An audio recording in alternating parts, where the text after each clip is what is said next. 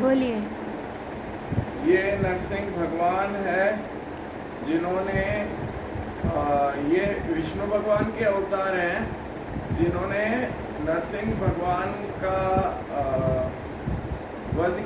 किया था और हिरण्यकश्यप का उद्धार हो गया था उनके हाथों। तो हिरण्यकश्यप को ये वरदान ब्रह्मा जी से प्राप्त था। हिरण्यकश्यप ने बोला था कि ना तो मैं किसी अस्त्र से न मरूं, ना शस्त्र से, ना तो मुझे कोई दिन में मार सके, ना ही रात में, ना ही मैं घर के भीतर मरूं, ना ही घर के बाहर, ना ही मुझे कोई घर के दिन में मार सके, ना ही रात में, और ना ही कोई मुझे अस्त्र से मार सके और ना ही शस्त्र से। तो उसके घर एक उसके बेटे का जन्म हुआ जिसका नाम प्रहलाद था। तो प्रहलाद बचपन से ही विष्णु भगवान की भक्ति करने लगा था। तो ये हिरण्यकश्यप को नहीं पसंद आया, पर और उसने अपने बेटे प्रहलाद को मारने के अनेक प्रयास किए, लेकिन भगवान विष्णु की कृपा से वह उसके बेटे को प्रहलाद को नहीं मार पाया। लेकिन जब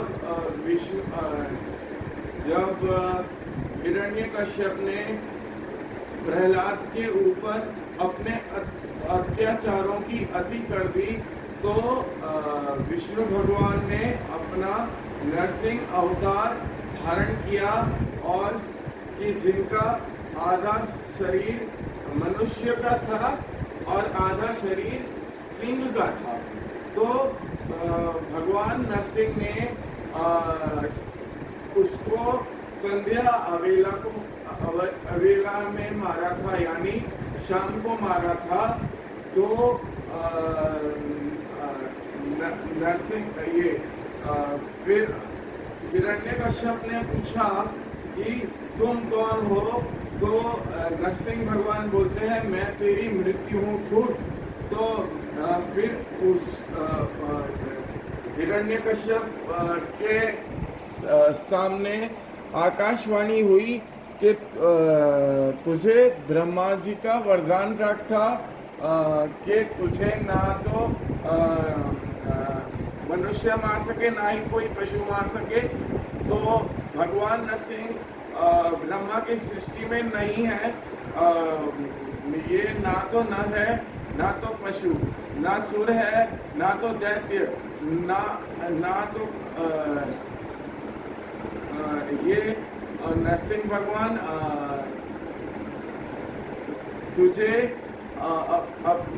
ना तो नरसिंह भगवान के हाथ में कोई अस्त्र है, ना तो कोई शस्त्र।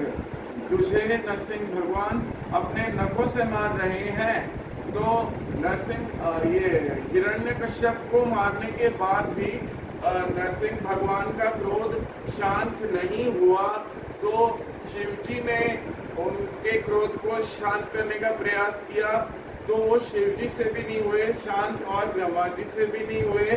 तो सारे भगवानों ने मिलके कोशिश की।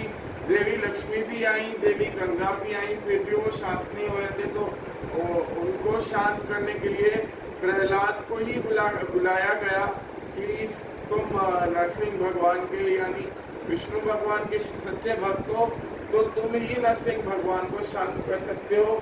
तो उसी ने अब नरसिंह भगवान को शांत कर दिया उनकी स्तुति करके।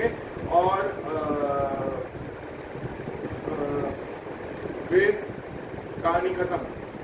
Wow, clapping for Shivam, very nice boy.